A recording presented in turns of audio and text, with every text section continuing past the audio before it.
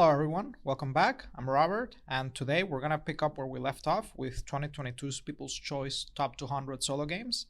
Today we've reached the finale where I'm gonna discuss my numbers 5 through number 1. Let's get started. Alright, so sitting at number 5 we have The Lord of the Rings, the card game. This was the first LCG that I bought for solitaire play. In fact, one of the first few games that I bought initially when I started the hobby, within the first 20 games, I believe, that I bought. And I bought it in 2020, which means that this was at the end of its lifetime as far as new products go. They haven't released new content for it pretty much since. They have repackaged the cycles though. So even though this product has been around for a while, this game has been around for a while, there are some things in it that do show its age compared to newer LCGs. This definitely taught the designers a lot, and they have this was like the template for the LCGs that we know, the other two, the Arkham and Marvel, and it shows how they have learned from this. All right, there, even though it might show its age just a bit, it's just an incredible solo game regardless, and you don't need to own everything. I don't own everything, although I have heard repeatedly from people that own everything for this game that it just unlocks the threshold. Once you reach a certain collection, what it unlocks as far as the deck building possibilities and the replayability is pretty much infinite from what people say. Now, I don't think that I'm gonna be buying all the content for this game anytime soon because it's just gonna go unplayed. I have the first 3 cycles and I've only played the first one, and I've only started the second one to be honest with you, just because I've been trying other games. Maybe one day when I settle and I know what I figured out what I like and what I want to keep, and I call my collection, I'll focus more on this. But I've played that first cycle a whole lot, and I've just had a lot of fun. And it's a better time than ever to get into this game because the repackaging that they did for the core set, it eliminates the need of buying multiple core sets, which was a bit annoying, not gonna lie. And I had to do that at the time because I wanted my full copies of all the cards. But still, with that repackaging, and also I have to mention those pre-constructed decks that they came out, just beautiful products. I just super enjoy that, and I'll repeat this if you've heard my my Star Wars Destiny review from this list. I don't enjoy the deck building aspects from these solo LCGs as much. It's okay, but it just doesn't scratch the same itch that it does when I played Magic. And I know that a lot of people look for these LCGs to scratch that Magic itch. And as far as those, Lord of the Rings by far is the best one. If you want to have a pseudo Magic the Gathering solo game at home, this is it. However, just maybe if I reach a certain point later with the expansions, I'll feel like it really scratches that itch. But so far, it just feels a bit tedious, to be honest. And I'll do it because of the necessity. Like, I have to construct my deck and figure out the puzzle. It's just part of the game, right? And I still super love and enjoy the game, but it's my least favorite part. I'm just gonna be honest. But the pre-constructed decks fix that. They feel OP, all right? It feels like a power trip, especially if you go against those earlier cycles. One thing that can fix that, you can get the Nightmare decks for those first couple cycles where the designers had learned a bunch since, and it just freshens those first cycles, and it allows you to play those OP decks against the first cycle, right?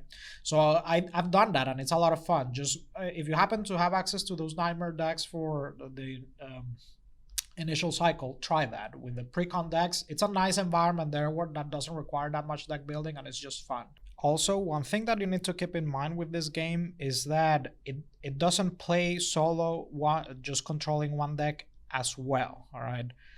You can, but there are certain scenarios that are gonna feel a bit impossible, and you're not the deck building is really restrained because you're gonna have to create a deck that does a bit of everything.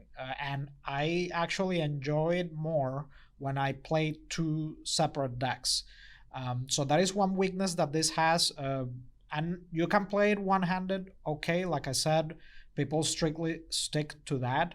But I really feel that the deck construction aspect suffers. I really like controlling two decks so that each can focus on different things.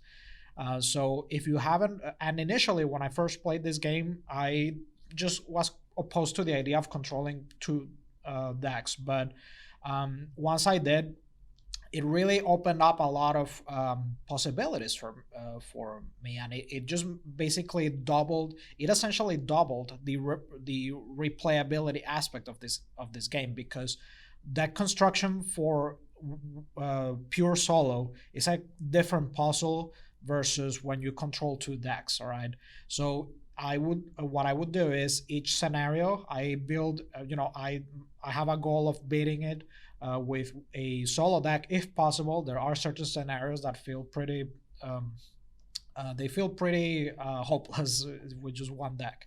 But that's my goal that I check. So beating it with one deck, and then also building a two playing two-handed and beating it two-handed. All right. And I just found out that a lot of fun. I'm really glad I tried it, and I recommend you do too if you haven't. And as some people have pointed out, this was the template for the other LCGs, Arkham Horror and um, Marvel Champions, and this definitely shows a bit of age, but it really catapulted and helped the future designs be better. So you really have to appreciate this. It does show its age just a bit, like I said, but it's just an incredible game, and it could be a lifestyle game. Like if you wanted to keep one or two, like a handful of games in your library, and a big collection of this could be it, as I also mentioned with Arkham Horror LCG.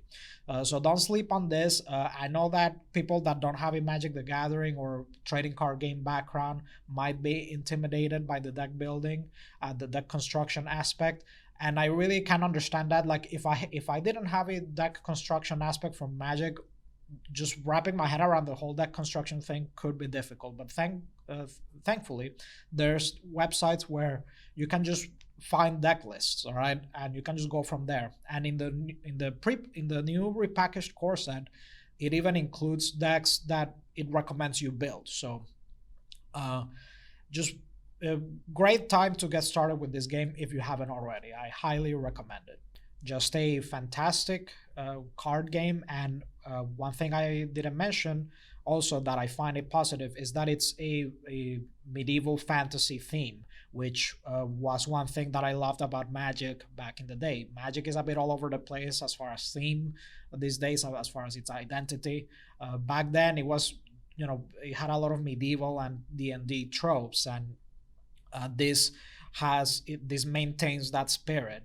So and if you're a Lord of the Rings fan to boot, that is just the cherry on top. Okay, so again, just amazing solo card game if you want to scratch that itch. And if you don't care for the deck construction aspect, it's just fun to play, period. Like the gameplay is just really amazing, because I haven't really mentioned that already. Like the gameplay is just fun, and I think this is just is gonna stay in people's top list for years and years to come. I think this is just a classic. It's gonna remain a classic solo board game for years to come. Don't miss out on it. Moving on to number 4, we have Marvel Champions, the card game. So as far as solo LCGs go, this trumps the Lord of the Rings on a couple aspects. Number one is the fact that it plays pure solo a lot better. All right, and number two, the modularity is, it beggars belief how modular this game is, and the mix and matching and the different possibilities.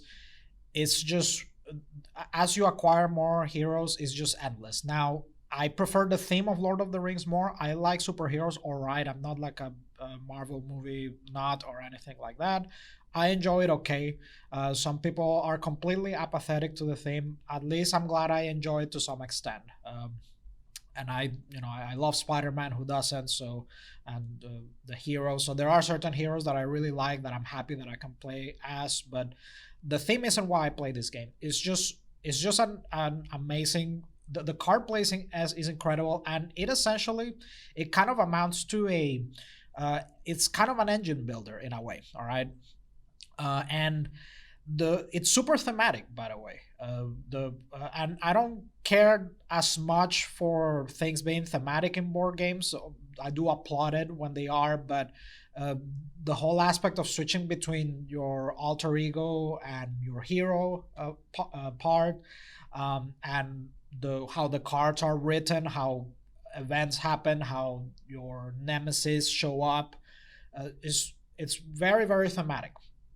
A great job on that, but that's not why I play this game. I just enjoy the card play.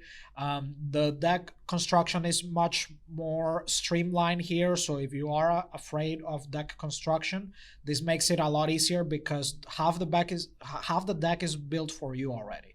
15 hero cards, and the double energy cards tend to be an auto include, so that's 20 out of the 40 cards already picked for you, so you just have to pick the other 20. And yet again, if you don't care for the deck construction, there are deck lists that you can find online. And contrary to the Lord of the Rings, I have acquired every product for this LCG to date, and I plan to for the foreseeable future. And they really have been doing a killer job with the material that they have been releasing. I really love that you can just buy a hero pack. Like, you don't need to buy everything, crazy enough.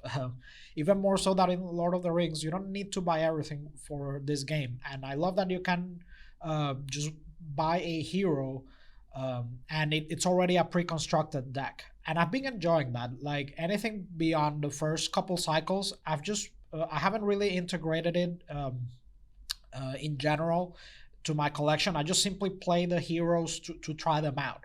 I already have a lot to explore just from the first couple cycles as far as deck construction combinations. There's lists that you can find online, like a checklist, where if you want to beat a hero with building a hero with different aspects versus all the villains, like an achievement list basically, that it'll always give you something to do. All right, so this is just and I think this is gonna be a classic also from for years to come as far as solitaire board game lists go. And it really shows how much they've learned from the Lord of the Rings as a template, how much they've learned from it. It does, the way that you pay for cards here, it comes from the Arkham Horror LCG, so it shares some DNA with that as well. And I really really enjoy also playing two-handed. All right, so as I mentioned with Lord of the Rings, you can play solo, and I also suggest that you try two-handed because it expands your possibilities with deck construction. um, Assigning roles and letting certain decks focus on one aspect versus the other deck can focus on threat control or justice. And yeah, I really, every now and then, I mostly play pure solo just because I enjoy how much more streamlined it is and how well it plays. It can be swingy though. Those advanced cards can just be a bummer when they come out, but setting up and playing again just takes a second. Sometimes playing two-handed can take too long. I don't enjoy that, to be honest. It just takes way too long sometimes, so I mostly play this one handed. But do try two-handed. I do like it every now and then. All right, so just incredible game, and is gonna I'll keep buying everything for this for the foreseeable future. And I just can't wait to see what else they come up with to keep this fresh. But yeah, great game. Make sure you don't sleep on this if you've been thinking about buying this. Oh, and one thing I haven't mentioned, the core set will keep you busy for quite a while. All right, there's a lot of content just in the core set, and you can just buy a couple hero packs to supplement that, and you'll be happy for quite a while. All right, just the core set compared to Arkham Horror or Lord of the Rings, this kicks those core sets. It kicks their asses. All right, so this core set just it feels a lot more fleshed out, more full experience. And with the modular sets and the villains and the heroes that it includes, just a lot of fun there. Just very nice little environment that'll keep you busy for a while. All right. So try this game out if you haven't. One of my favorites, and what inspired the Destiny. One of the big inspirations for the Destiny solo mode. So you can thank this for that. Moving on to number 3, we have Spirit Island. So I was a bit late to the party for this game, as I mentioned in my Horizons of Spirit Island review. Even though it's rated super highly, I decided to wait a bit long until I tried it. And I think this is a masterpiece of a design. And the one thing that I love about this is how modular it is, because it can cater to almost any level of difficulty. It's just astonishing how they pull that off. The theme is very interesting. It's a reverse settler theme. I don't know of any other game that does it, but this game does that very well. It has some very interesting card play. I love the illustrations. I love how it uses those the element symbols. It has a pseudo like Magic the Gathering mana thing, je ne sais quoi thing to it that I like. That it kind of reminds me of playing Magic in a way. I just love how they use those elements right now. Unfortunately, I think this game will plummet for me as far as ranking next time, because I found that as this is a 10 out of 10. I find almost no flaws with this game. The problem is I've just found that I'd rather play other things, to be honest, because the brain burn in this game is real. Okay, there's no other game that has given me a brain burn like this one, and it's nice and it's satisfying. But damn, like I feel like I could fry an egg on my forehead, like after I'm done with this session, like after I'm done with a session of this game. It's just nuts, the brain burn that this game gives you, and you have to think like 3 turns in advance. It's nuts, and I've only played the base game content. Okay, now that's obviously all of those things sound like positive points. The thing is, it kind of reduces the chances of me pulling this off the shelf, right? Because I have to be in the mood for it. This is never gonna leave my collection. It's incredible. Don't get me wrong, and I enjoy, as I said in the Horizons review, which I'll leave a link to. If you want a bit more lax experience with streamlined spirits, you can just grab that, and that can keep you busy for quite a bit. All right, it's a nice little package. So I'll probably come back to using those spirits very often, and the streamlined setup of that, just because this game, man, the brain burn is insane. And there are some people that say that they can go by like 10 months or like a year and then come back and play this game because like rules wise they're easy to remember. I unfortunately have not experienced that. I have to use a turn tracker for this because the turn structure, I have to make sure that I'm doing everything right. Like I feel all the time that I could miss things with this. So I have to very carefully track every phase of the turn, making sure I do everything in order right and not miss anything. And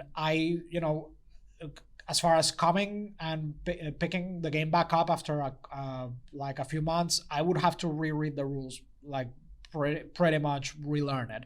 So I have not experienced that ease of picking the game back up months later, unfortunately. But maybe it's just me.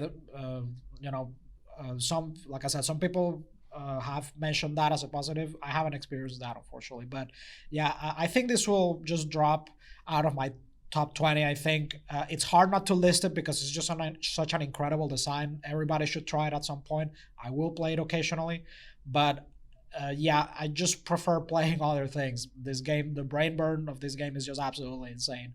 I don't think it's overrated. Some people say it's overrated. I don't agree at all. Again, this game just it's a masterpiece. And later with the expansions, the replayability and the depth of this is just one of those games that you could take to one island. Like if you had to keep one game, I might this would be on that handful of games that I might have to pick from. If somebody asked me if you were left alone in an island, in a deserted island with one game in your hand, which one could it be? This would be one of the contenders for that, with all the expansions, of course. But yes, just incredible game. Try it out, and if you haven't, I know that the Horizons Spirit Island has a bit of has a couple of years exclusivity to Target here in the United States, but wherever you're from, if you want to wait for it to come out in out of the exclusivity aspect, do try Horizons Spirit Island. It is a nicer introductory product thanks to the streamlined spirits, but great game. Keep it in, keep it in mind. Don't let it go under your radar. Moving on to number 2, we have Gloomhaven: Jaws of the Lion. And damn, I just can't say enough good things about this game.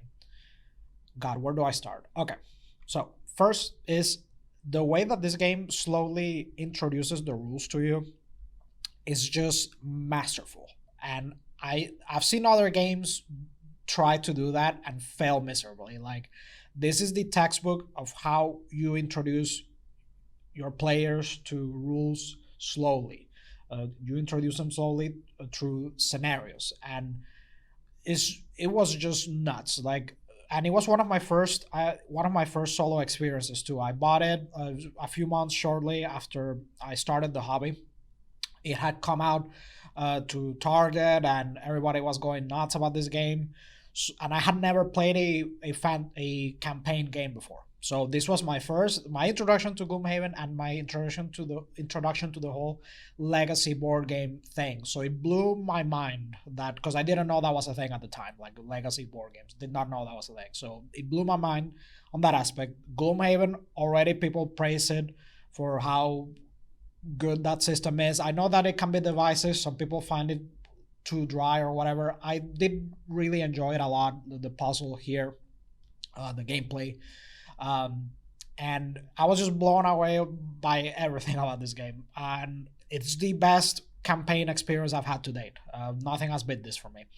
The only unfortunate thing is that there's not much replayability in this, but you know what? I'm appreciating more and more lately games that are one and done experiences, and I'm appreciating shorter games, because to me this has the perfect length. All right, 20 scenarios, and each of them, at the bare minimum, as a solo player, bare minimum will be an hour each, assuming that you don't have to retry them because you lose. Okay, so to me, I would estimate this is like a 25 to 30 hour minimum experience. All right, so that's a lot of gameplay.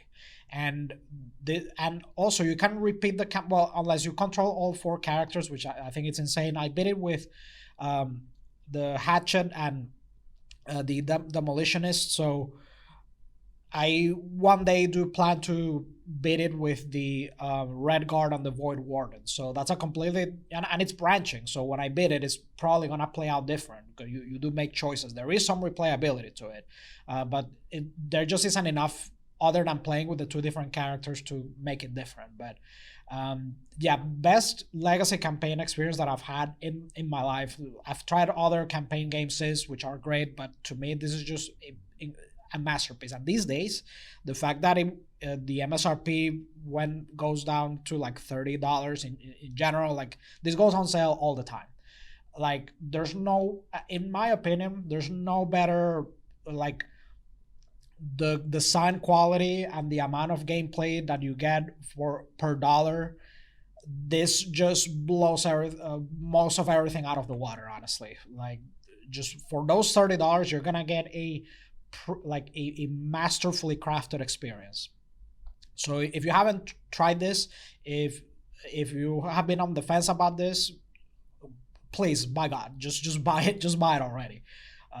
God, what an amazing game! Like, I'm just still blown away to this date, to this day, from when I experienced that like almost 3 years ago. And I really and well, one little side comment I'll make, right? So I did buy Gloomhaven, big box Gloomhaven after this. I played a few scenarios, but I just found the setup depressing as a solo player. Sorry, the setup in Gloomhaven, big box Gloomhaven, is simply depressing. It just takes too long, okay? So it's almost mandatory that you use an app, and even with the app, it's still a pain in the ass, okay? This game, the way that it uses the spiral bound book for the scenarios, just just got chef's kiss. Just God, please more of this. Maybe one day they'll make an expansion for this, or they'll make a streamlined version of Frosthaven like this. Oh God, please do that. I'm just salivating thinking of that, because no way that I'm buying Frosthaven. I'm sorry, because I read that it's even more. There's even more upkeep than big box Gloomhaven. What? No, just get out of here. I think that I read out one of the reviews saying that of Frosthaven, saying that Gloomhaven is a system that needs to be more streamlined, not more bloated, and adding more things to it. I know that some gamers like that, and I can appreciate that, but I think this shines so much because of how great of a job they did streamlining it. So more of this, please. Just masterfully done, please. Again, I can't say enough good things about this. If you have not tried this, no better value to me. Very few things match the value that this will give you for how much cheaper it is these days. Try this game out.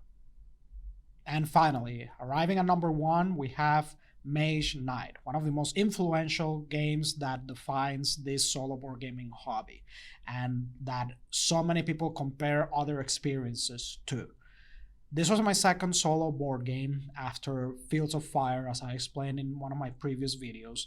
So I know that there's a common complaint about this game where people find the rule book, as one person has pointed out in a comment that I've read that I found funny, they find it impenetrable, the rulebook. Well, as I mentioned in my Fields of Fire commentary, the Fields of Fire, as an introduction to solo board gaming, that rulebook was extremely brutal. So this being my follow-up game after Fields of Fire, this was a palate cleanser for me. I actually had zero issues with this rulebook. Between this rulebook and Ricky Royale's, God bless Ricky Royale,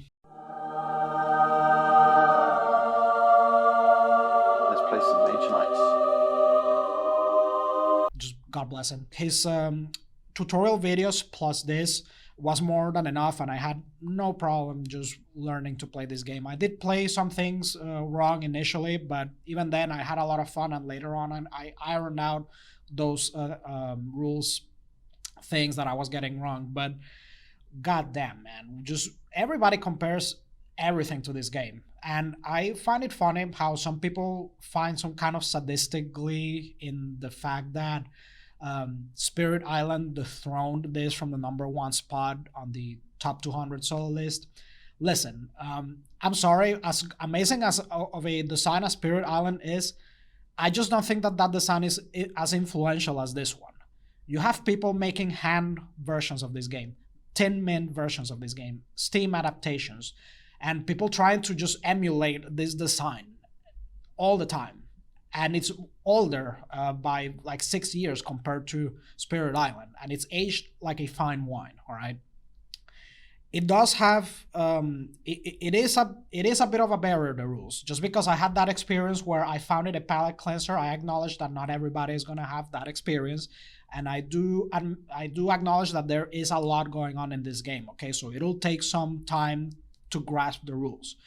But oh Christ, man, just the gameplay here is just so satisfying. The puzzle is just so amazing, and it is thematic too, to some extent, like the exploration, the leveling up, like burning down a monastery or conquering a city, or finding allies along the journey.